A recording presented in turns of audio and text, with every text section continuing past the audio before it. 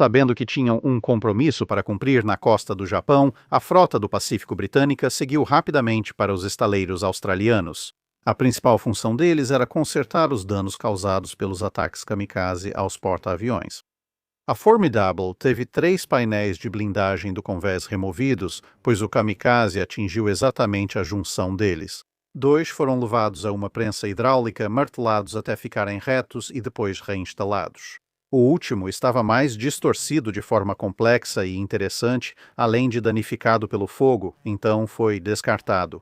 Uma placa de substituição foi feita com 2 camadas de aço, cada uma com 1,5 polegadas de espessura.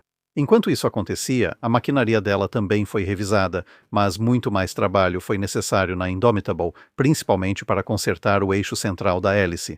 Vários outros navios tinham defeitos menores e pequenos danos que também foram reparados, enquanto Sydney ficava literalmente repleta de operários do estaleiro e marinheiros de folga.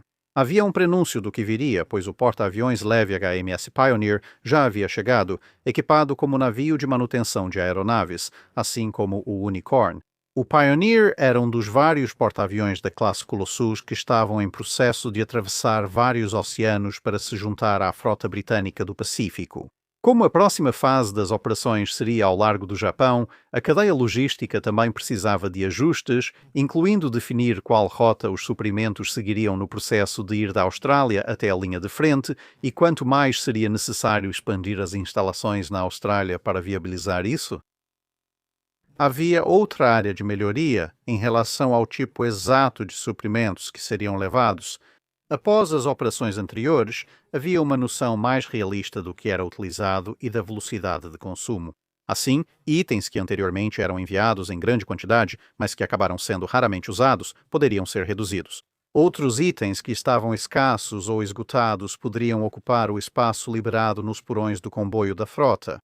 Isso seria ainda mais facilitado por uma decisão de simplificar o número de variações dos diversos itens que seriam embarcados.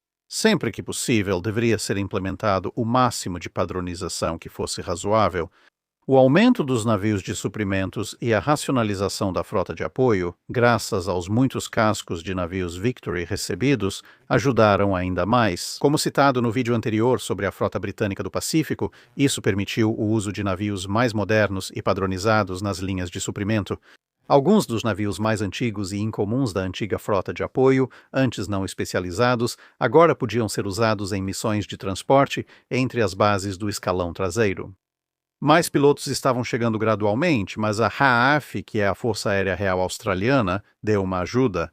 Como a maioria dos combates havia se afastado das costas australianas. E, claro, com o fim da guerra na Europa, havia muitos pilotos experientes de Spitfire da RAF que podiam, relativamente fácil, se transferir para voar os Seafires. Selecionando entre os voluntários mais experientes, a aviação naval logo ganharia um valioso grupo de pilotos veteranos, que, por sua vez, formariam o núcleo da força de porta-aviões da Marinha Real Australiana. No pós-guerra, o treinamento de conversão deles acabou ocupando quase todo o restante da guerra, embora, na época, eles não soubessem disso. Alguns aviadores experientes da frota retornaram à Austrália para formar o núcleo de um grupo aéreo de porta-aviões reserva, prática aprendida com a Marinha dos Estados Unidos. Isso, em teoria, permitiria que um porta-aviões operacional, mas com seu grupo de pilotos exausto, simplesmente o substituísse e retornasse à linha de frente com um novo grupo de pilotos em um tempo relativamente curto, em vez de ter que esperar que seu grupo aéreo descansasse e se recuperasse. Quando a frota estava pronta para zarpar novamente, o comboio de apoio já somava cerca de 150 navios, com 2/3 de suprimentos e 1/3 de escoltas. Também estava crescendo a presença de submarinos britânicos. A frota oriental vinha recebendo cada vez mais submarinos no período de meados até o final de 1944, em grande parte devido à quase completa ausência de alvos da Kriegsmarine no Mar do Norte e arredores. Enquanto a frota britânica do Pacífico estava longe, provocando os japoneses perto de Sakashima, a 8ª Flotilha de Submarinos havia avançado para as linhas de frente, estabelecendo sua base nas Filipinas, centrada ao redor do navio de apoio a submarinos HMS Maidstone. Inicialmente, o porto era bastante austero, e as condições no Maidstone eram um passo além do infernal, já que ele ficava completamente sobrecarregado quando várias tripulações de submarinos embarcavam para descansar. Mas acabou que isso pôde ser rapidamente resolvido, pois alguns membros da tripulação informaram a um grupo itinerante de abelhas do mar selvagens nas proximidades que, entre outras coisas, o navio transportava quase 60 mil garrafas de cerveja australiana. Quase da noite para o dia, uma parte da selva à beira-mar desapareceu em uma chuva de lascas de madeira e um acampamento de descanso e lazer apareceu magicamente, para a alegria geral de todos os envolvidos. Esse esforço submarino logo deu frutos. Os submarinos britânicos eram geralmente menores e, exceto os mais novos da classe T, tinham um alcance menor que os grandes submarinos da frota americana. O tamanho menor os tornava mais adequados para patrulhar águas costeiras mais rasas, onde os gatos e balaus precisavam ser um pouco mais cautelosos, preenchendo assim uma lacuna que alguns navios japoneses corajosos vinham usando. Entre esses vários sucessos estava a emboscada ao cruzador pesado japonês Ashigara, que foi perseguido pelo HMS Trenchant.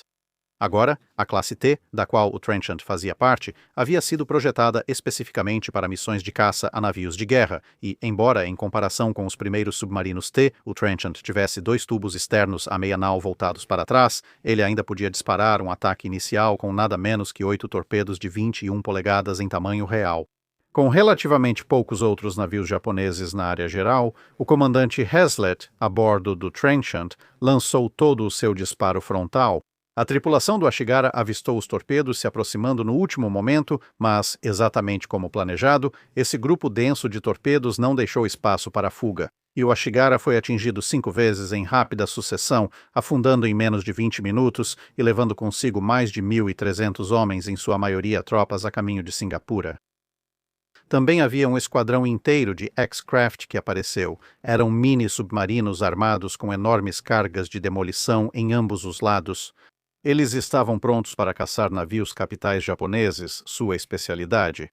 A maioria dos navios capitais da Marinha Imperial Japonesa permanecia no porto, tanto pela falta de combustível quanto pela intenção de preservá-los para um ataque final contra a esperada invasão das ilhas domésticas. As tripulações dos X-Craft ficaram desapontadas quando os americanos reafirmaram que todos os navios capitais japoneses eram totalmente responsabilidade da Marinha dos Estados Unidos.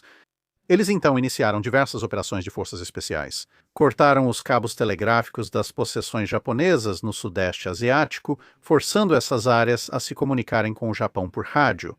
E, claro, transmissões de rádio podiam ser interceptadas e decodificadas.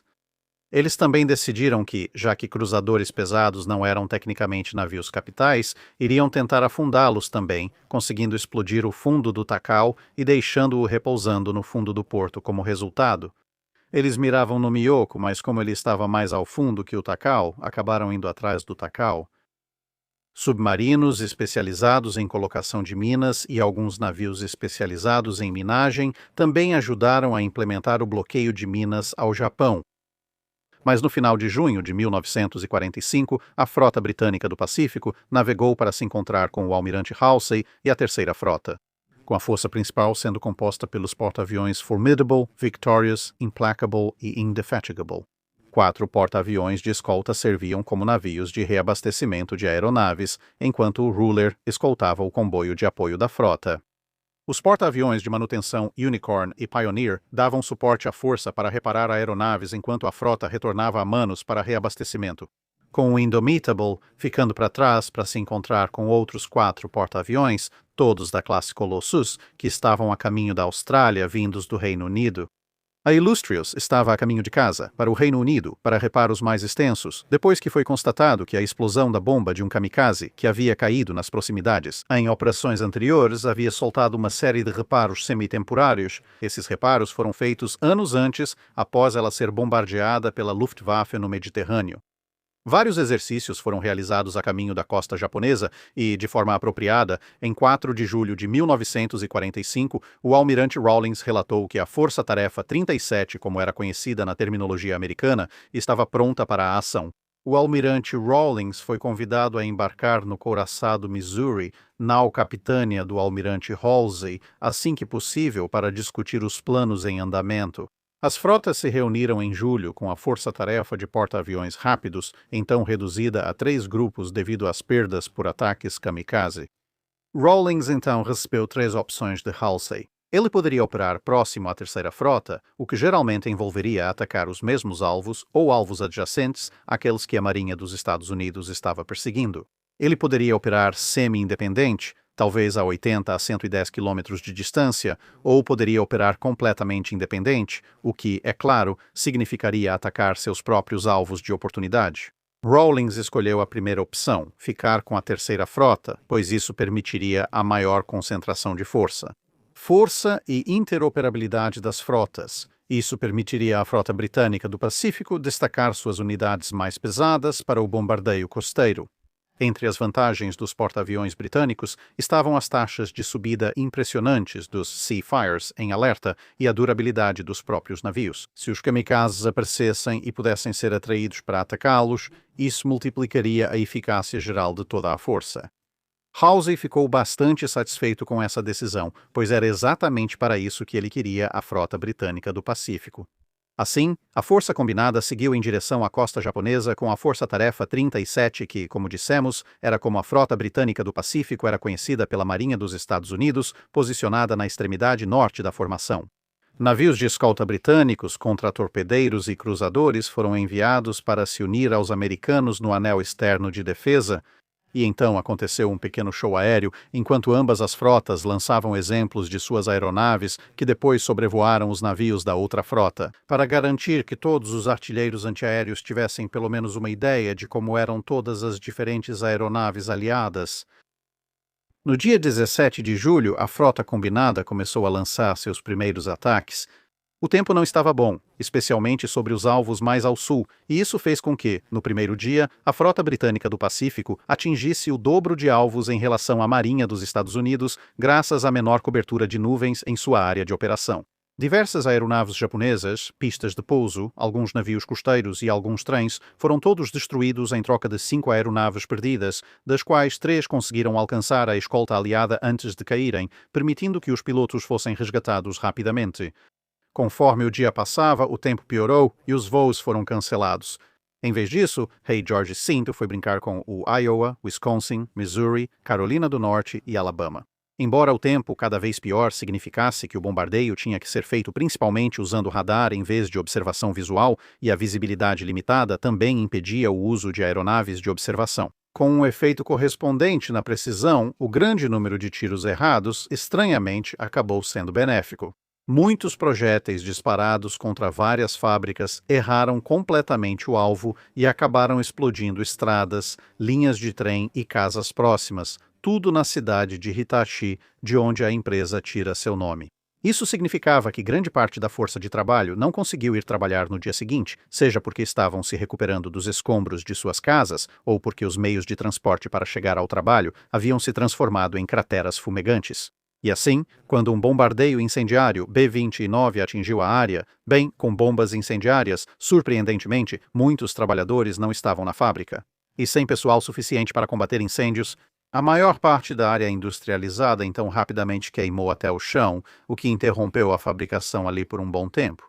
Não foi a primeira vez que um bombardeio da Marinha Real na costa japonesa errou o alvo e trouxe benefícios inesperados, mas é curioso isso ter ocorrido 2 vezes. Enquanto o mau tempo continuava, Halsey simplesmente decidiu que, bem, as forças sob seu comando eram bastante móveis, então vamos apenas navegar para onde o tempo não esteja tão ruim assim. Depois de navegar um pouco para o sul, céus mais claros permitiram ataques lançados no dia 18 desta vez contra aeródromos próximos a Tóquio. 2 aeronaves britânicas também foram perdidas, e logo ficou claro por que a frota britânica do Pacífico recebeu esses alvos. Todas as aeronaves americanas haviam sido enviadas para outros objetivos. O couraçado Nagato, que havia sido avistado não muito longe em Yakuza, e a Marinha dos Estados Unidos ainda estava muito determinada a não dar à frota de porta-aviões britânica a chance de vacilar e ceder à tentação de atacar um navio capitânia japonês. Como acabou acontecendo, o Nagato estava atracado de uma forma que torpedeá-lo era praticamente impossível, então eles tiveram que recorrer a bombardeá-lo com bombas. O mau tempo contínuo e se espalhando fez com que todos decidissem ir reabastecer e rearmar mais cedo, e só no dia 24 as operações de voo foram retomadas. Desta vez, os britânicos atacaram aeródromos próximos a Osaka, o porto local e embarcações da região. Mais uma vez, isso foi em parte para liberar os pilotos da Marinha dos Estados Unidos que haviam sido designados para atacar ainda mais navios capitais japoneses que haviam sido avistados em Kure. Mesmo assim, o destino interveio e os Avengers da Frota do Pacífico Britânica encontraram o pequeno porta-aviões Caio navegando e decidiram lhe dar um golpe mortal. Eles também afundaram 2 navios de escolta do tipo D, que eram embarcações com tamanho e velocidades semelhantes aos de corvetas, mas com armamento parecido com o de fragatas. Também destruíram outras pequenas embarcações costeiras.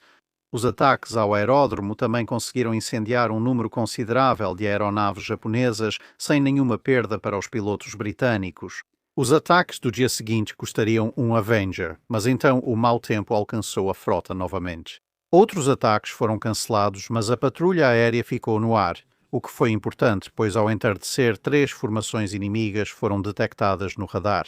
A patrulha aérea de combate do Formidable interceptou o primeiro grupo, que acabou sendo composto por 4 bombardeiros torpedeiros. 3 deles foram abatidos e o último fugiu.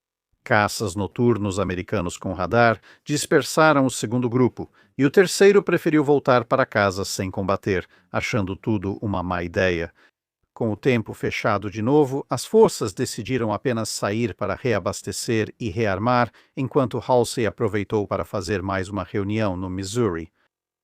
No dia 28, outra série de ataques aéreos foi lançada. Esses ataques tinham como alvo uma variedade de objetivos na extremidade leste do mar interior e causaram muitos danos. Desta vez, os japoneses também resistiram fortemente, causando à frota do Pacífico Britânica a perda de 8 aeronaves. Apesar de apenas 2 tripulantes não terem sido resgatados, a maioria das aeronaves danificadas conseguiu voltar à frota antes de pousar na água.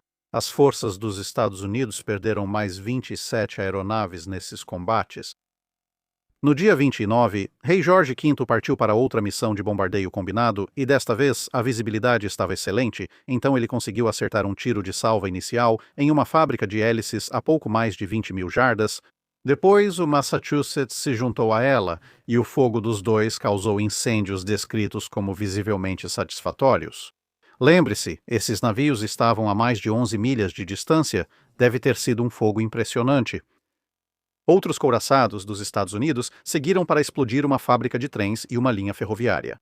No dia 30 de julho, todos lançaram ataques direcionados a embarcações na Baía de Nagoya, com a frota do Pacífico Britânica reivindicando uma fragata e a Marinha dos Estados Unidos reivindicando vários navios mercantes, além de ambos os lados afundarem diversas embarcações menores. Isso foi em troca da perda de 3 aeronaves por parte dos britânicos. O reabastecimento então ficou um pouco difícil devido às ondas longas e de grande amplitude que prenunciavam a chegada de um tufão. Felizmente, no dia 1º de agosto, o mar se acalmou novamente, já que o tufão aparentemente decidiu seguir para o oeste do Japão. Mesmo assim, sua área de efeito no mar levou Halsey a adiar os ataques até pelo menos 5 de agosto. Depois disseram que o mau tempo continuaria, então o prazo foi adiado para o dia 8 e todos decidiram aproveitar para um período prolongado de reabastecimento de suprimentos.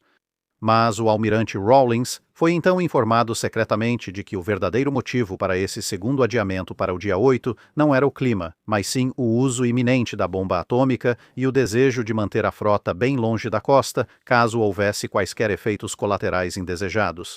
Os testes Trinity haviam mostrado que você não iria incendiar toda a atmosfera do planeta com uma arma nuclear.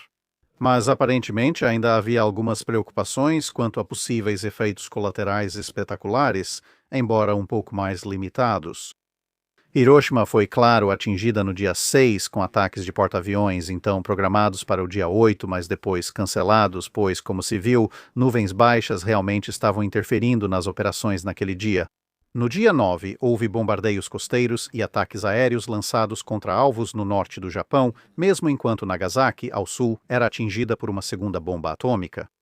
Foi também neste dia que o tenente Gray, da Reserva Voluntária da Marinha Real Canadense, pilotando um Corsair do HMS Formidable, conquistaria a última Cruz Vitória da guerra. Sua força de ataque foi direcionada a um alvo de oportunidade inicialmente pensado como contratorpedeiro, mas era uma escolta ou fragata, conforme a classificação. Em todo caso, ela se chamava Amakusa. Liderando o ataque, sua aeronave foi atingida por intenso fogo antiaéreo e acabou pegando fogo. Mas Gray manteve seu curso, reconhecendo provavelmente que, com seu motor falhando rapidamente, ele nunca conseguiria sair dessa investida de ataque. Em vez disso, ele lançou uma de suas bombas de 500 libras, já que a outra havia sido destruída, a queima-roupa, antes que sua aeronave passasse pelo navio e caísse no mar. Ao custo de sua própria vida, Gray garantiu a destruição do Amakusa com um golpe direto perfeitamente colocado no meio do navio. Naquele dia, ao todo, foram destruídas 44 aeronaves japonesas, 2 navios de guerra, incluindo o Yamakusa, várias instalações em terra e uma série de embarcações costeiras, tudo isso em troca da perda de 7 aeronaves e 5 pilotos. Uma série de bombardeios costeiros naquela noite foi realizada com vários cruzadores britânicos, se juntando à força de bombardeio dos Estados Unidos. Os soviéticos agora também declararam guerra, e assim as ordens para a frota foram alteradas. Em vez de retornar à base para reabastecer, rearmar e reparar em preparação para operações de apoio à invasão do Japão, novos ataques foram ordenados para enfraquecer o norte do Japão para um possível ataque russo. Isso foi um problema, pois o comboio de apoio da frota já iniciara os preparativos para voltar. No dia 10, novos ataques causaram a perda de 6 aeronaves, mas resultaram no afundamento de mais 2 navios de guerra, destruição de vários alvos terrestres, 6 navios mercantes costeiros e mais algumas aeronaves inimigas que participaram do combate. No geral, as perdas japonesas em aeronaves foram avaliadas em cerca de 720 pelos planejadores aliados durante esses ataques de agosto realizados pelas frotas britânica e americana. A maioria das aeronaves foi destruída no solo, mas algumas também foram abatidas no ar. Agora, outro tufão estava previsto, este passando pelo leste, e por isso os ataques planejados para o dia 12 foram cancelados e o dia 11 seria dedicado ao reabastecimento. Durante esse período, Halsey e Rawlings aproximaram suas capitâneas de cada lado do navio-tanque USS Sabine, o que permitiu outra reunião privada. Os 2 almirantes concordaram que a guerra restava poucos dias. Desde então, a Marinha Real e a dos Estados Unidos esgotaram seus navios-tanque após mais um ciclo de reabastecimento. Comparado ao planejado, muitos navios precisariam retornar à base para que os demais permanecessem na costa até a chegada de novos navios-tanque. Já que o tempo entre a cessação teórica das hostilidades e a rendição formal real era naquele momento desconhecido. Rawlings escolheu manter o rei George V, o Indefatigable, o Gambia e o Terra Nova, além de 10 contratorpedeiros com ele. O couraçado Duque de York e 2 contratorpedeiros sairiam de Guam para se unir a eles, levando o almirante Fraser. Essa força significativamente reduzida, junto com os navios americanos que permaneceram, então partiu para lançar ataques ao redor de Tóquio no dia 13. Apesar de, neste momento, a aceitação teórica pelos japoneses dos termos de rendição aliados, naquele dia, quase 2 dezenas de aeronaves japonesas se aproximaram da frota, na maioria em grupos de 1 ou 2. Todas foram interceptadas e abatidas, sem perdas para os aliados. Ao final do dia, porém, uma troca de mensagens bastante divertida foi enviada de Halsey para Rawlings e de volta.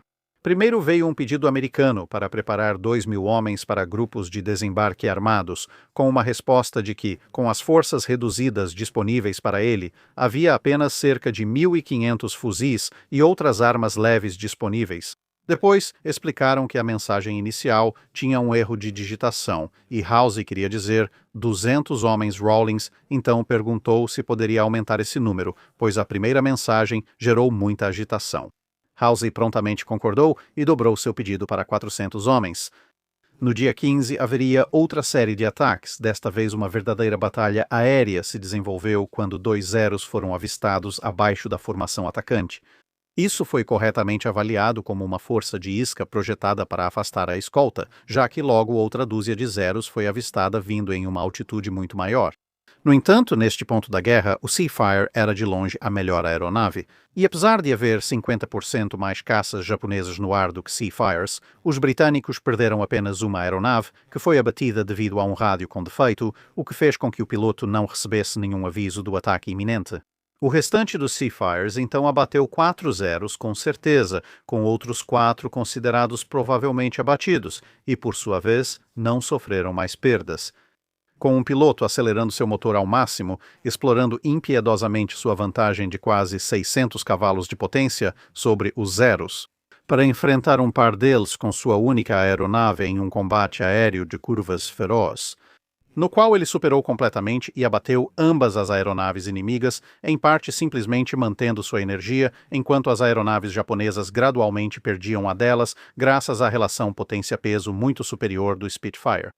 Um Avenger foi gravemente danificado por um Zero que passou pelos escoltas e precisou pousar de emergência perto de navios aliados com a tripulação resgatada.